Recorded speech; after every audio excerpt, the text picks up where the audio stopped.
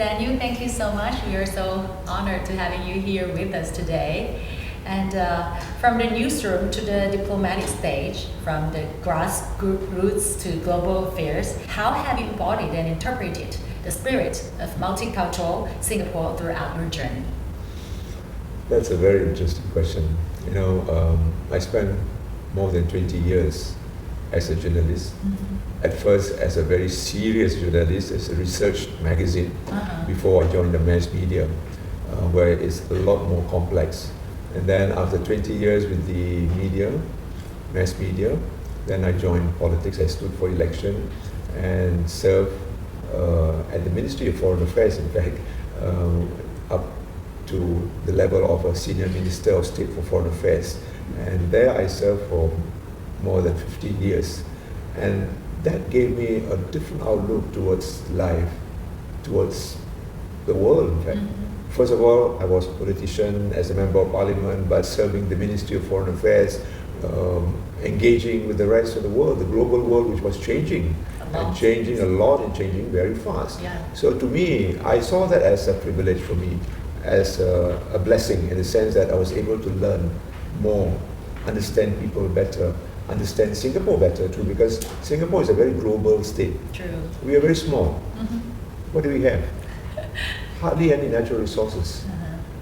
The only resource we have are our people. People, yeah. So in that context, I find that I was really blessed and I had the privilege of learning through the mass media, through the role as a journalist, and later on as a politician and as serving the Ministry of Foreign Affairs, International Relations.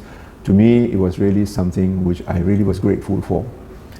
And if you look at our world today, in fact, it's even more complex. That they all want a better understanding. As our Singapore Minister for Defence, Mr. Chan Chun Sing, said, talk more, understand more. We need to understand each other better. And that was what I saw in my journey, my life journey, as a journalist, as a senior civil servant in Ministry of Foreign Affairs, and as a politician. I really benefited from it.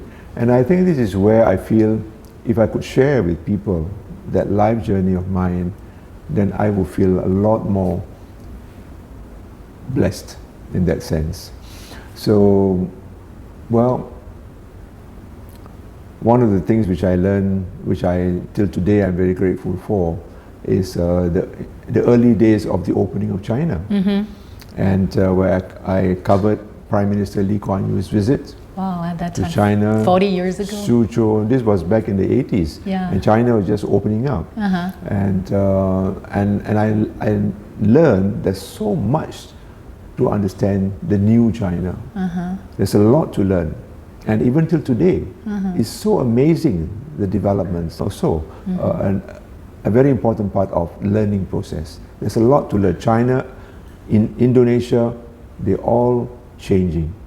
They're all emerging with new expectations. So I think there's a lot more we can learn, and we should open our minds, our hearts, towards a better understanding of the world.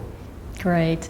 And as you mentioned that you've been working as a journalist for 20 years, more than 20 years. So how do you view the role of media in shaping a shared identity in Singapore's multiracial and multicultural society? Yes.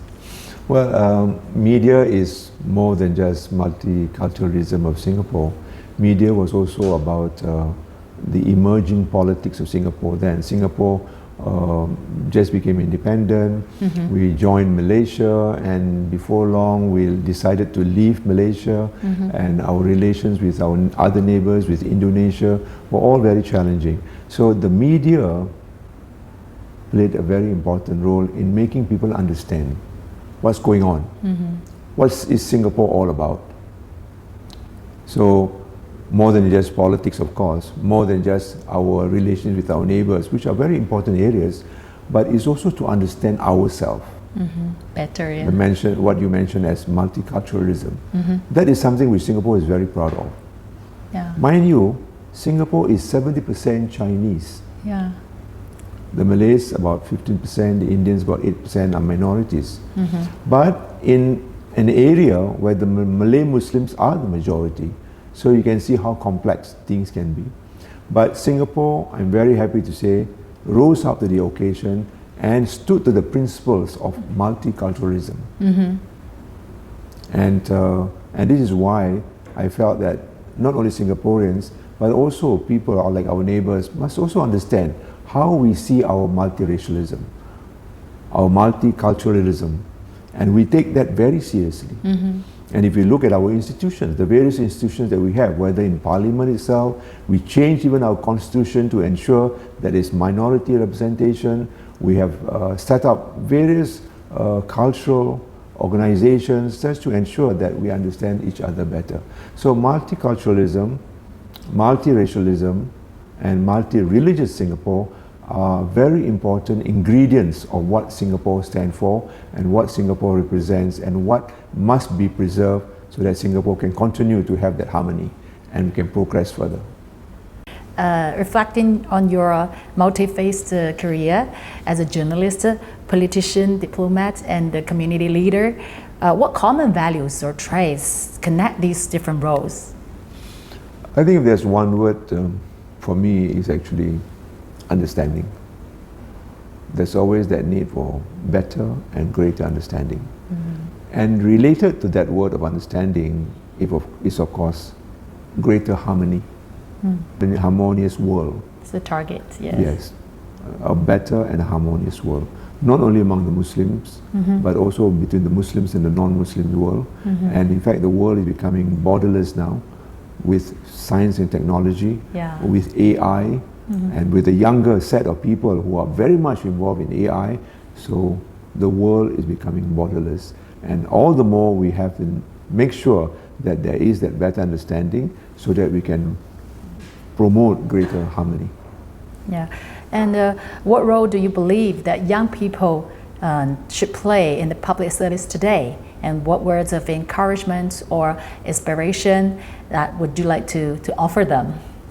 This is something which is also of concern to me, because if you look at Singapore, my time, during my growing up time, the young people know that we have a lot of issues, a lot of challenges, a lot of things to work on, and we became more actively involved, not only to prepare ourselves so that we get better educated, get better exposure, but to prepare ourselves to play that role so that we can contribute towards that better understanding and better harmony.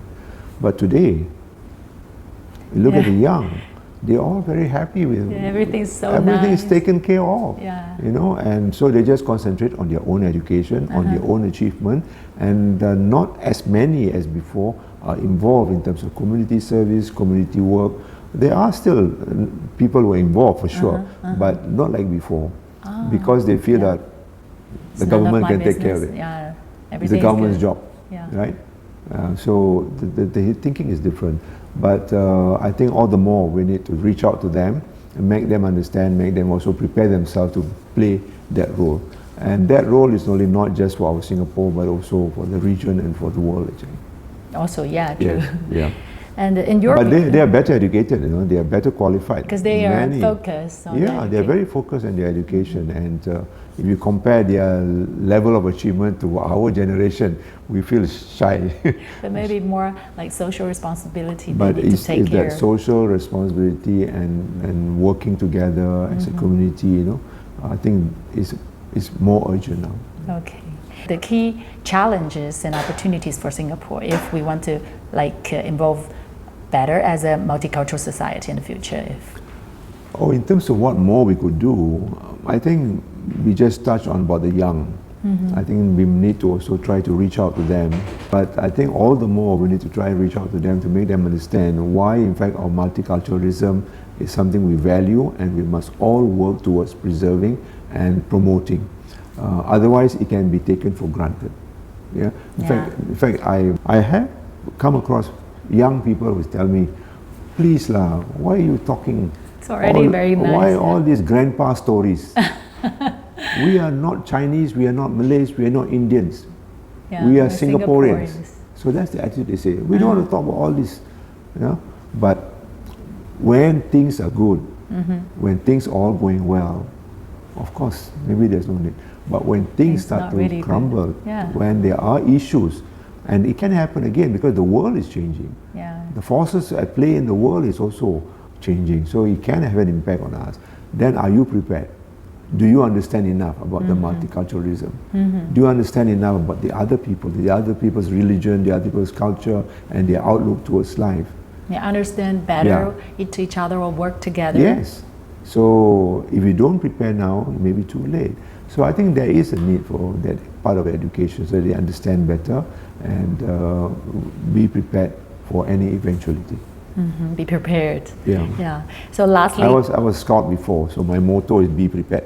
always be prepared Always at be any prepared. time. So lastly, could you share a message or blessing to Prosperity Alliance Singapore?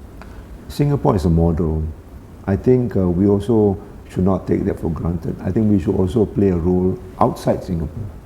Whether I hope the other countries which are having their own challenges about multiculturalism and multi-religious interfaith relations, I think welcome to Singapore. We can share our experiences, our problems, our challenges, so that maybe we can also learn from them. Because this is a continuing process, and we must never take it for granted that as though we have arrived. You know, challenges may continue and will continue, and we need to have that better understanding, and where we can learn from others, we should continue to do that. Message or blessing to the Prosperity Alliance Singapore? So to me, that is a real blessing, that we have that understanding and harmony in Singapore. But after going through quite a bit of very difficult times, difficult challenges, all the more we must be committed towards bringing about that better understanding, better harmony, and a more peaceful Singapore. And we hope that we can also be a model for others to follow, because the rest of the world also deserve that better understanding, better harmony, and better relations. No, what you have experienced is it's a legend, and also it's a treasure for your life, I think. And finally, one sentence of encouragement for youth leadership and their journey to prosperous development. Nothing like working hard. Everyone must work hard, and that's the starting point. But in working hard, it's just not about yourself. Prepare yourself, get the best of skills, best of education, but also prepare yourselves to have a better understanding of what Singapore is all about, what our multiculturalism, interrace, interfaith, harmony and relations is all about. And we must do all we can to make sure that we continue to be that one cohesive, very harmonious Singapore society. And we can do it. We can do it. Yes. Get ready for work better with the whole world also, right? Thank you. Thank you, Mr. Zainul. Thank you so much. Thank you very much. Very nice Pleasure. to talk to Thank you. you. Thank you so much. 谢谢你。谢谢。